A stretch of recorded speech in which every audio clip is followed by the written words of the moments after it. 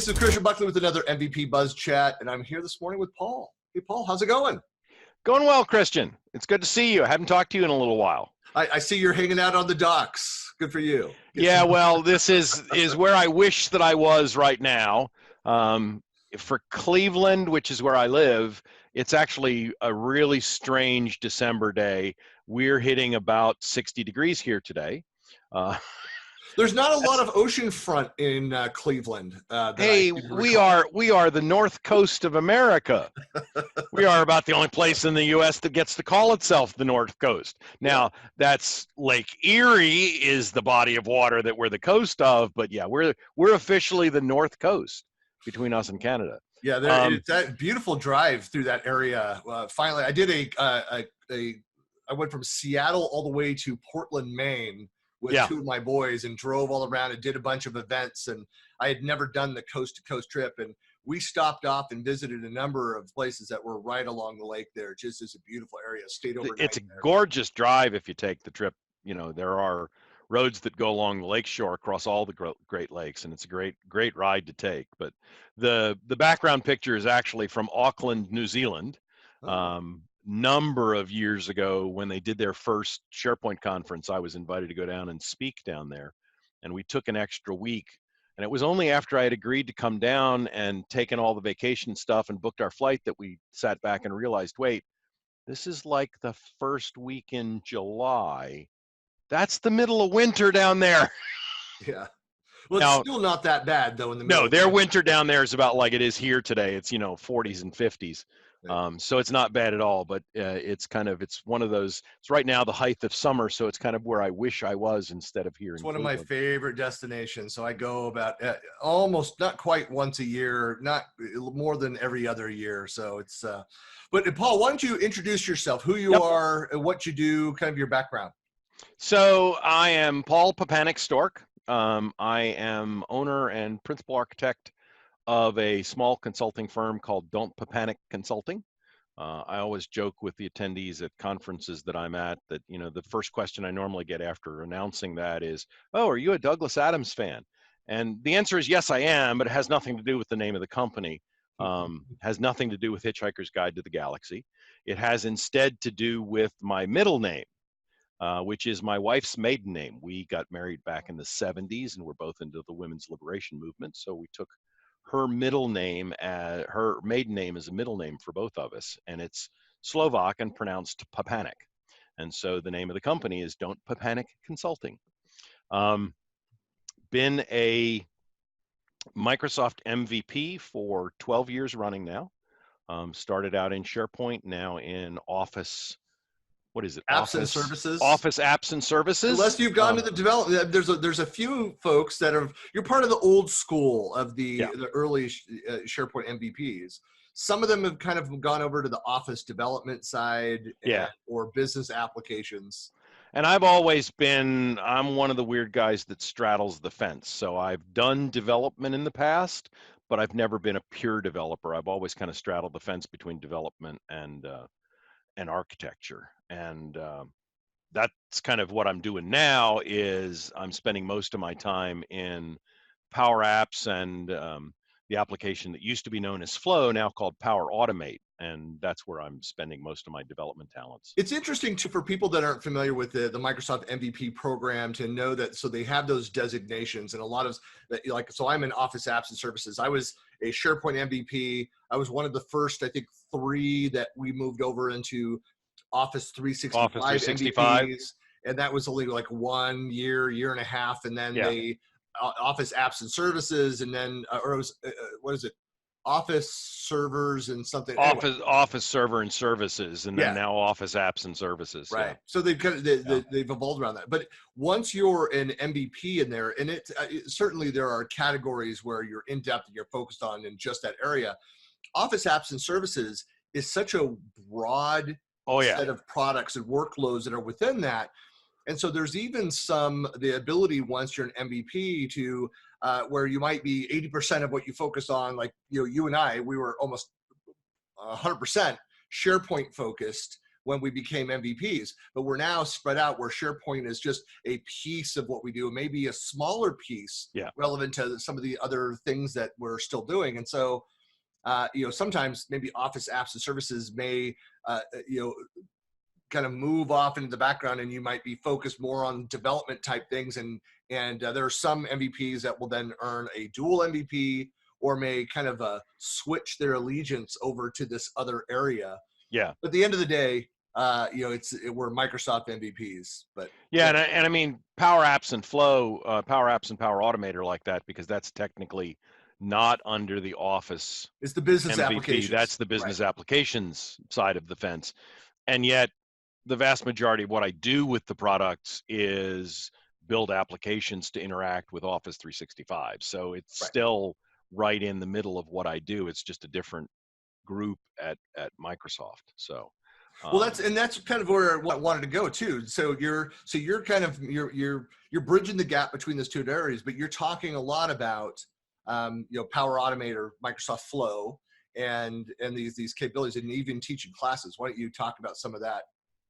Yeah, so I'm in process right now have just finished up the courseware for an online or on-premises class on advanced Power Apps and Power Automate, and we've completely rewritten the class from the ground up. Started it in September when we originally got word that Microsoft was modifying the licensing, because used to be the classes I used to teach on Power Apps and Power Automate would have been classes that covered kind of all of the different licensing models. And so we spent probably half the class dealing with what are now premium data sources like SQL and with model-driven development and so on and so forth. And so what I've done is split that and divided it up into 3 different classes that we're going to be doing now. Well, 4 really. We have an intro class, and then there's an advanced class for Office 365 licensed users, which focuses just on how you use this within the confines where primarily SharePoint and Excel and OneDrive are your data sources. And then one that goes heavy into premium data sources, like if I've got a license and how do I use the per app model and how do I use the per user model with SQL or with CDS or with some of the other custom connectors, all of those kinds of things. And then a third class that'll focus on Dynamics 365 and how you use Power Apps and Power Automate in that. Just kind of a side note, Paul, a lot of you probably saw that the survey that I ran as part of the European SharePoint conference. And I'll have to send you the data set. For those that don't know what we're talking about, so with the changes to the licensing that Paul mentioned, we did a community survey. We had 228 responses. We opened it for just 2 weeks. We shared the data at some of the high level over on the European SharePoint conference blog. So if you look up, I saw the post on that. Yeah. But I'll have to send you the Power BI and let you dig through the data, because the open-ended questions of what people are doing and their reaction to and the impact that they see from the licensing changes. Oh yeah.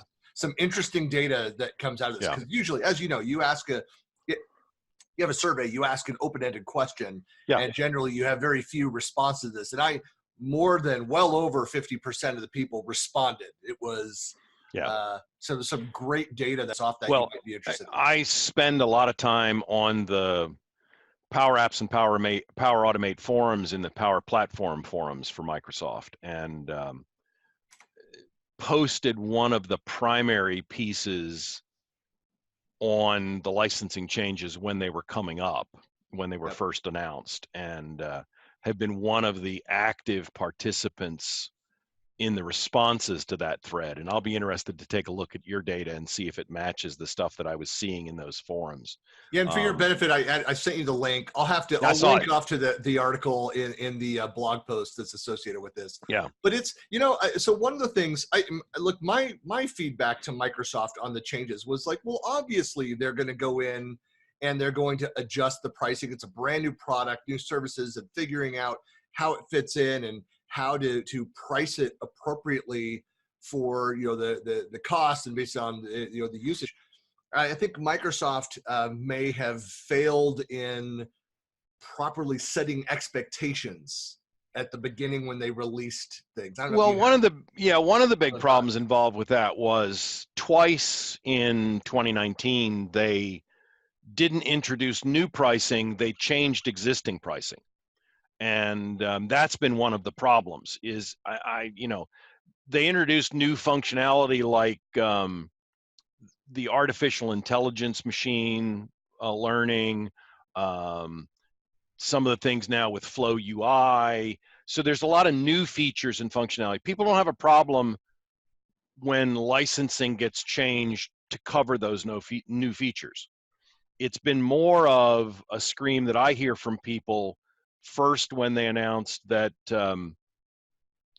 that any HTTP REST calls that were made to anything other than SharePoint were going to be premium, that the on-premises gateway was going to be premium, just as they released SharePoint 2019 and really hit an on-premises product that would work with PowerApps and Flow. And then the most recent one is when they changed the licensing, and pretty much for the Office 365 folks, quadrupled the licensing costs if they used SQL. It's those well, I mean, changes but where Paul, they I mean, feel the rug has been pulled out. who uses SQL? I mean, come on. Yeah, go take a look at the forums. You find out there are a lot of people that use Right. SQL, Of course. me included.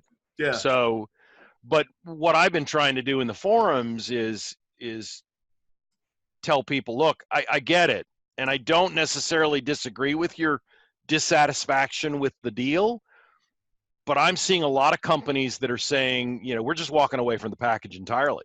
We'll go look for something else. A, I'm not convinced that there's something else out there. And B, that's throwing something that you do have licensing for away when there's still an awful lot of benefit there. You can do an awful lot with SharePoint and with Excel without having to get into SQL. Gee, it would be nice if we still had SQL under the general license. We don't. Okay, don't just throw it away. Use what you got, and don't pay the extra for the extra stuff if you don't find value there. Yeah, and I don't mean to dwell on that topic. I know that a couple of Microsoft people kind of said like, hey, what gives? Given this, I said, look, we're just trying to put some empirical data together. Yep. What it is, a community survey, so we and then get kind of a kind of a community pulse of feedback and what people are doing. If they say they are moving away from it, what are they looking at, and what's actually feasible or and then we asked another open question of saying what are some suggestions that Microsoft could do to make it so it's more cost effective, especially for SMBs and independents. Well, and Microsoft did listen to some of that. I don't want to paint it all with a black brush, because they did come back and say, look, if you've got existing SQL connections, we'll go ahead and cover those at the original price for the next 5 years. They've given a year of grace on the licensing changes. They've backed off on a lot of the stuff that was announced, but the core is still there, and it's but that's the point of doing the survey, to have the conversation, and it's because Microsoft does listen and does respond to those things. But so people, I mean, as people are frustrated. I'm frustrated that this is missing, or they made this change. It's like, have you gone and posted your feedback out in the tech community, or submitted something, a feature request? Have you done something? Well, no. It's like, well, yeah. Well, we have an active spot. We have a whole forum out in the Power Platform forum for both Power Apps and for Power Automate, specifically for people to put in new ideas and then vote them up. It's kind of the Power Platform equivalent to user voice. Right. And Microsoft does look at that stuff, and some of it they have picked up and added to the roadmap. So it's getting better. There are disappointments and potholes along the road, but that's no reason to just walk away from the product. No, of course not. So it's, and going back, and I know you were there at the MVP Summit, which, again, for those unfamiliar with the program, it's the annual, it's a benefit of being a Microsoft MVP is we all go to once a year, go to Redmond, and for a week, we go in depth under NDA. We hear about, new features, things that are upcoming. We provide feedback, kind of all those things. So with that, what was it, 4 years ago when they did the initial announcement of, I think it was 4 years ago, Yeah. of PowerApps and Flow and kind of all that, and they did the demo.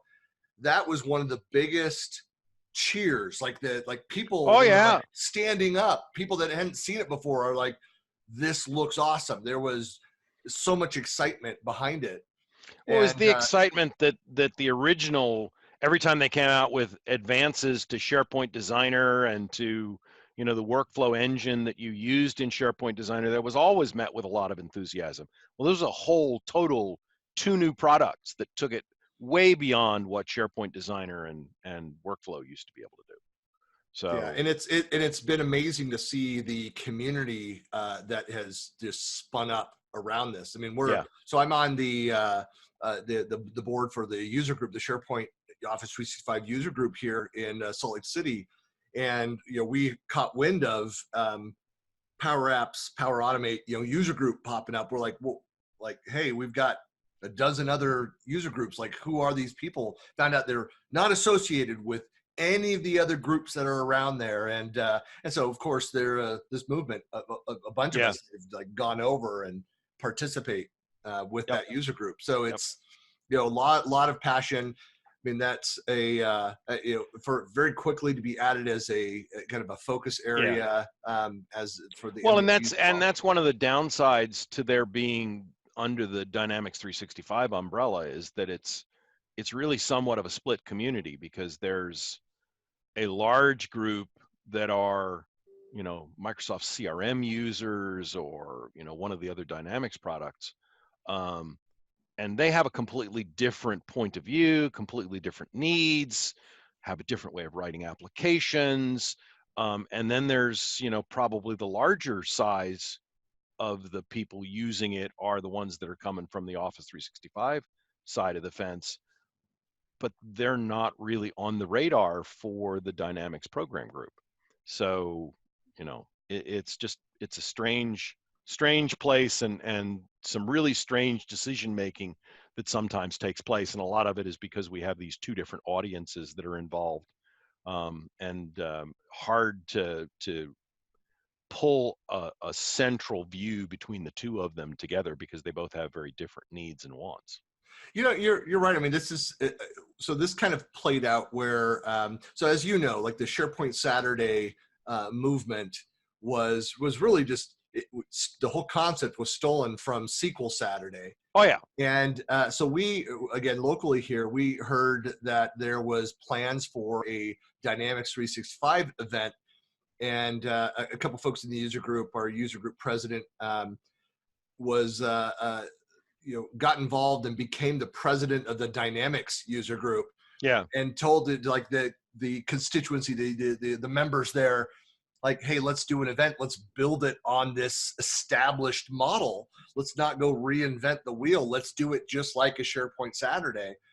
And so it was like a new thing to people. And you think, where have these people been hiding under? They're not aware of the last decade it's of the completely success of different these events. product. And SQL Saturdays go back even further Oh behind, yeah, that. So, yeah, but there's a lot that you can leverage. I mean, I learned this experience, Paul, back my first startup back in the late 90s, where I was going to pitch events and meeting with venture capitalists and pitching and raising funds and building product and kind of all these different things. And I learned how much, how I would, by changing the language that I used to describe my own company, suddenly opened up these other, yeah, before that, completely unknown to me, pockets of these like smaller communities, yeah, these micro communities. And it's the same thing within even within the Microsoft ecosystem, that these groups just aren't aware. They've got the blinders on, yep, focused on this technology, and aren't paying attention to what's happening in these yeah. other areas. See, and I've always been aware of them, because going way back when, um, I was actually certified and used to occasionally, because we didn't get them together all that often, I used to teach classes on CRM 1.0 when it first came out, when Oh, Microsoft wow. first acquired it. Yep. and have kind of kept my foot in that world because it's always been interesting. But I've never worked for a company that actually did CRM consulting. I did all the internal projects because they all used Microsoft CRM in-house, but I never did consulting for once. Had one project where I did consulting for the outside world. But in general, my companies never did consulting on the product. They were always more on the core Office 365 side of the fence of SharePoint, Exchange, and Active Directory and all of that stuff, and didn't really want to take the jump into a whole new world to go over into CRM. So I've always kept my foot in and played around with it quite a bit and so forth, but never had the chance to do much in the way of consulting work other than internal projects. Yeah. Well, it's interesting. So my experience, I've worked for one company when I left Microsoft, and went back into industry. Went to work for a company that had Dynamics as our CRM, and less than a year later, we get acquired, and they were Salesforce. Yeah. And so that was the end of that short window, that Yep. experience. However, I mean, my history on the marketing on the system side for a dozen companies that I consulted for or was an FTE with, going back in the 90s, I always owned all the data and aspects of the CRM platforms. And so CRM really as a category is around the late 90s, early 2000s, Yeah. when it really started to form. But all the data, the output of those systems, we go back to 99, 2000. I owned all that data, and so started to get involved and understand what else has to happen to build kind of decision support around this data. I mean, that's part of what excites me about this category. The power platforms and what's happening there is really, it's for so long.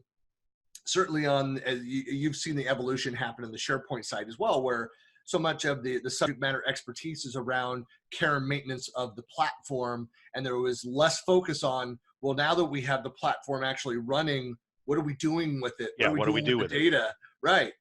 And we're entering that world now where organizations are, have that luxury. It's kind of like when you're broke, when you're poor, and you're just worrying about not being hungry versus you don't have to worry about food. Now, what else can you go and do and start thinking about and focus on to improve your situation? Well, I mean, from a dynamic side of the fence, a lot of that happened fairly early on with CRM because it was always a product where if you just implemented it out of the box, you were going to be disappointed because every single company I've ever worked with, their sales and marketing models are all different. So you have to go in and say, okay, so here's what the software does, but how do we adapt that to do it the way we want to do it? Right. And then what's been happening in more recent years is that they've moved away from that model of just sales and marketing and service and moved more in the direction of, as you mentioned it, a decision support platform. It's all the analytics that are off there. I mean, my first projects go back into 98, 99, and it's a company that worked for 99, 2000, was aligning like geographic information systems data. We were working with the phone company, and so we were trying, and we pulled, there was that, remember that time period, the government was starting to release more and more GIS data that had been, government secured, proprietary, and been releasing that to industry. And so the phone companies were getting this stuff. And the difference for people that don't understand too, to understand who our customers are, where they are, the products that they're purchasing, and then want to go dig up their street to move lines or to upgrade, it makes a difference when you're within 20 feet and within 2 feet of accuracy. Oh yeah. You want to dig up less street. Yeah. And so that's what I did was drove these projects where we're bringing in all this other data so that you could then have these business analysts going through and and digging through that data and better personalizing the sales and marketing efforts, as well as just the operations of these organizations that I work for. Yeah. Yeah. Well, where I've seen it go, the last company that I worked for had actually built in-house off of Dynamics CRM a full recruiting platform for recruiting consultants. You know, Microsoft has come out with their own version of it now, but we actually built our own just from the XRM product that sits underneath Dynamics CRM.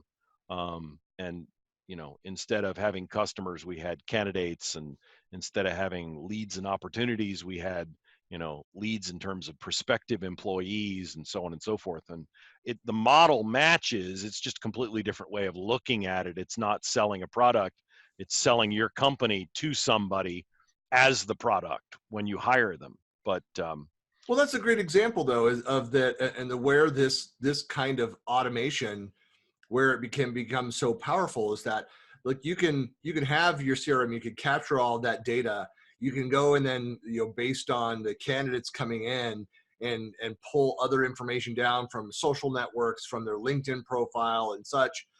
You can do kind of the keyword analysis. You can then, different interactions with those users. Yep. At the end of the day, you know, to be able to go in and automate as much as possible to score each of those prospective, employees on a number of different criteria, whatever it is. You can build kind of a black box for the people coming in the door, black box to them, but automate a lot of that so that the recruiter's not looking through thousands of resumes, yeah.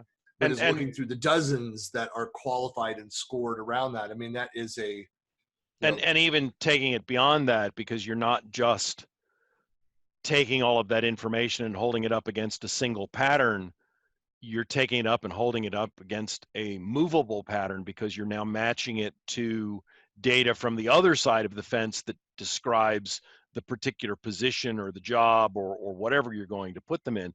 And you're going to have different positions in a company. You're going to have different roles, different jobs. Each one has its own characteristics that you're going to match that candidate against. And so you might have a strong candidate that doesn't match the job that they're applying for. You don't want to hire them. right. You know, or you want to identify that and figure out what job it should be that they're being hired for, and get them moved over into that one. There's a lot of companies that do that too, that say, like, look, wrong, like, good high company hire, wrong position here. Is there another opening that's existing or coming up where this person would be a better match? And the key is to try and figure out how to do that up front before you put time and effort into hiring them and training them and onboarding them and so on and so forth. Because if you don't have a spot to move them to, it's bad for you and it's bad for them, because now they've got an unsuccessful employment on their record when you finally do get rid of them, and you've wasted all that time and effort on bringing somebody on a board who's not effective. You know, it'd be neither of you are happy. I don't know any, companies as smaller, maybe there's some large enterprises that are doing this. They're actually tracking that over time to look at, well, this person, did they stay for 6 months or 6 years? And are they doing kind of the root cause analysis, looking back over why they left, and say, well, we hired them in at the top of where they could possibly go. So there are no opportunities, there was no growth. And ultimately they may have solved that short-term need, but it was a short-term thinking on the last consulting firm that I worked for before I went independent. When I joined them, they were about 60 some of us. When I left them, we were up above about 200, but they did that kind of analysis on a regular basis, because that was in, 2010 to 2015-ish, somewhere in that ballpark. And that's when we finally did the turnaround from the financial crisis, and jobs started opening up, and retention started becoming a more important thing. And so it was kind of, we need to figure out why people leave when they leave so that we can retain them longer, and actually develop programs and procedures to keep people in place, because it's always better and cheaper to keep an employee than it is to go hire a new one. Yep. Well, that's it's an interesting space, just talking just about the recruiting side. I've had long conversations with, like, Eric Riz, his company, Empty Cubicle. That's what they're going to solve that problem for organizations. It's it was one of my first thoughts when Microsoft acquired LinkedIn was like, hey, are they going to go and address, like, in that area, create more technology around it? They've not done as much as I thought. They've done some cool things. Haven't yet, but you never But know. it's opened up a lot of partner opportunities as well.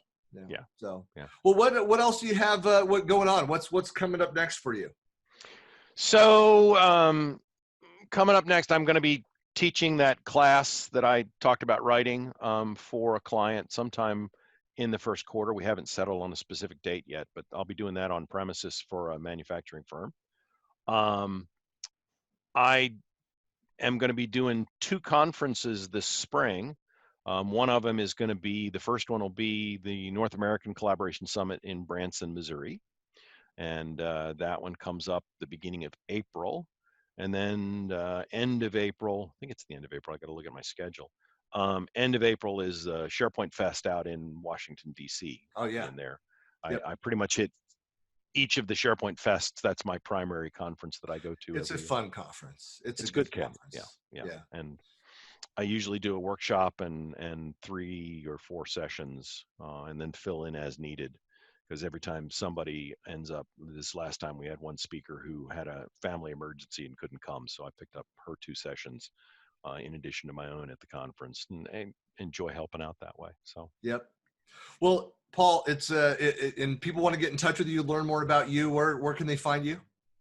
So the easiest way is go take a look at my website, which has my blog on it, although I don't spend a whole lot of time writing out there like I should. It's at don'tpapanic, DONTPAPANIC.com. Or you can just go log into the Power Platform forums and take a look. You'll find me on there quite a lot. So. Awesome. Well, Paul, really appreciate your time, and I'll see you at the summit next. See you at the summit next.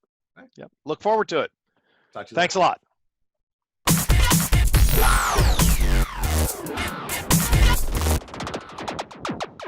lot.